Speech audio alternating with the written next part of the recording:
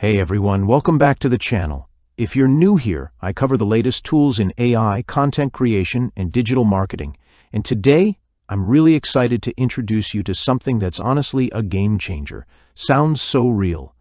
I've been testing this for a few days, and it's not just another text-to-speech tool. This platform takes voice AI to a whole new level.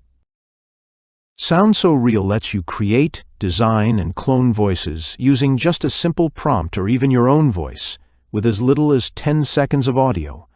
And the realism? It's wild.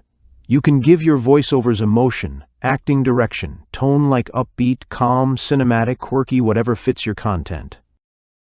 What really stood out to me is the voice translation feature. You can speak in English, and the tool will translate your voice into another language, while keeping the same tone and emotional delivery. That means you can create global content without re-recording anything. There's also a multi-speaker feature, perfect for podcasts or interviews, and yes, you can assign different custom voices to each person. You can even change voices in an existing audio file with a single click using the voice changer. The interface is super clean and easy to use, and if you're doing client work, courses, YouTube, or social media content, this tool saves serious time and delivers pro-quality audio.